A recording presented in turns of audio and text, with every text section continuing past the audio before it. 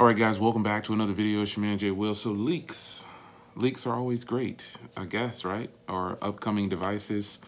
So the first one I'm gonna start with is the Galaxy S9. So the Galaxy S9 obviously is probably gonna have the Snapdragon 845.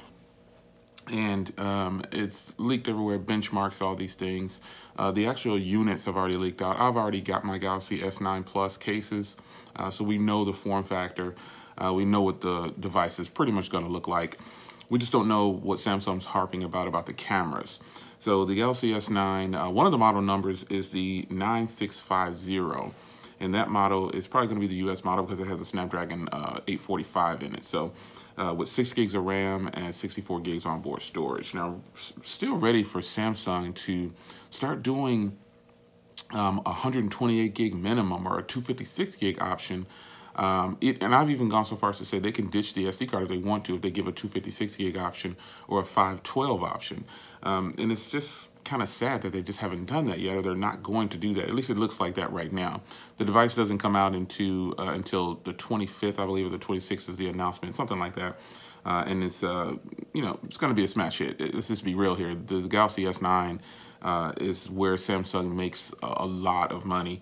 And they have to capitalize on that particular device. So the S9 and the S9 Plus are coming, and I think they're just going to be a hit. They're probably going to be really good.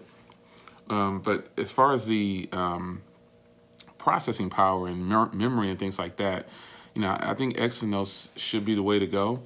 And also, they should just give a 256 or a 512 or a 128 option. Why they're not doing this, I just don't know. But it's what it is. In the US, we just don't get those things. So the G6 Plus is kind of a device that's floating around the internet if you didn't know yet. The G6 and the G6 Plus by Motorola. You know, Motorola is a fantastic company, and they're pushing out a lot of these mid-range devices. But the problem with this is they're all the same.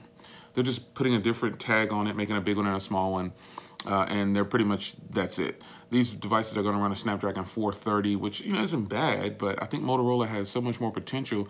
They could change the processor on some of these phones and label them as flagships. You know, just change the processor over to 835 or something like that, or just the 800 series. I would prefer the 845 or the 835, the latest series is out.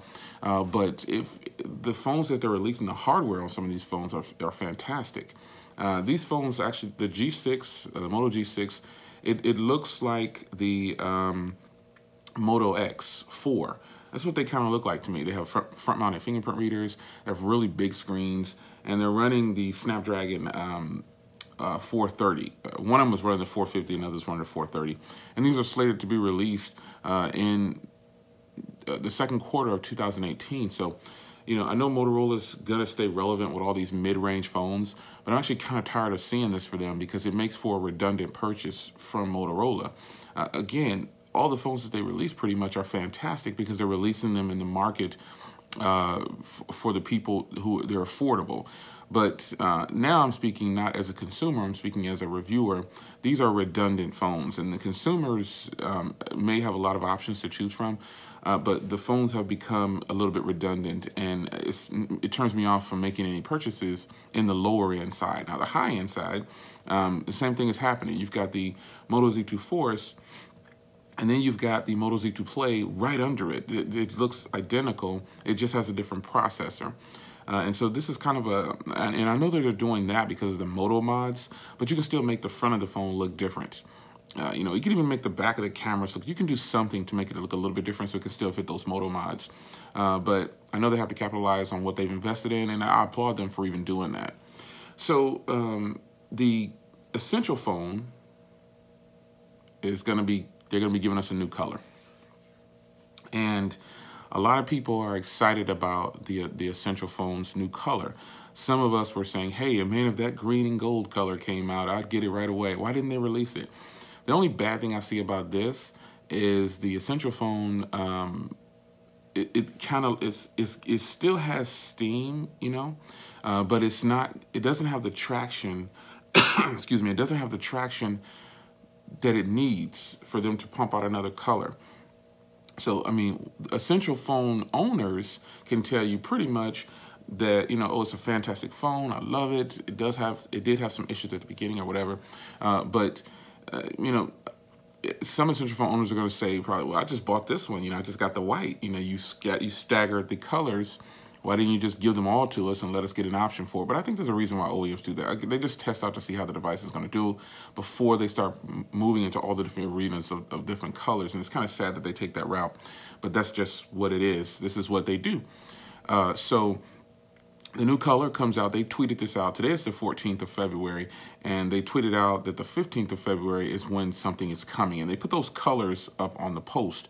Now, the most important thing to gather from this is that they're not actually saying it's going to release on the 15th. Let's hope that it does, because it's not on their website. It's coming soon or anything, nothing. They just put 2/15/18, you know, a new wave is coming.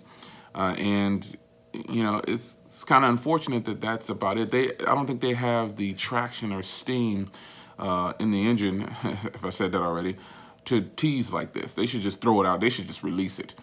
And start trying to get those sales up that they really want in that color. Because it would be nice if they had some kind of promo, because the current phone is down to $499. And, you know, it's sad that phone got plagued by such bad press. And the way it launched, it kept getting delayed. They probably could have sold the phone for $799 or $899 because it's right up there. It's a flagship. But press will kill off a phone, and that's pretty much what happened with this phone. Everyone said the cameras were horrible. Cameras weren't horrible. That was just that bad press. And now what they've done is they've lowered the price, and they've pushed so many updates to this phone. They even have, you can sideload Oreo. And one thing I want to talk about, I saw on Twitter, some people were saying that they're having problems with T-Mobile signal. I've not had that issue yet. The white essential phone I have is flawless. It's no problems on T-Mobile. It works good. No signal issues or nothing. So when I started to see that on Twitter, I was kind of concerned, like, whoa, you know. But no issues here with signal for the essential phone. So are you going to be picking up the Ocean Gray or whatever it's called? It's Ocean something. I forgot what it's called. Are you going to be picking up the new color, the green and gold, titanium and ceramic? Wow, that's going to be different. It's going to be eclectic. It's going to be good to see it in person. Ocean Depth. That's it. Ocean Depth, the Ocean Depth color. It's going to be different to see it in person. You know, a lot of times when you see something on camera, it looks a lot different than when you see it in person. So curious to see what you guys think about that. It's your man, Jay Will. I will see you guys in the next video. And if there's any more news or anything that I'll put up, or if I get, I'll try to do a short video on it if I can. But if not, I'll see you guys in the next one. Leave a comment down below if you're going to grab that new color. Take care.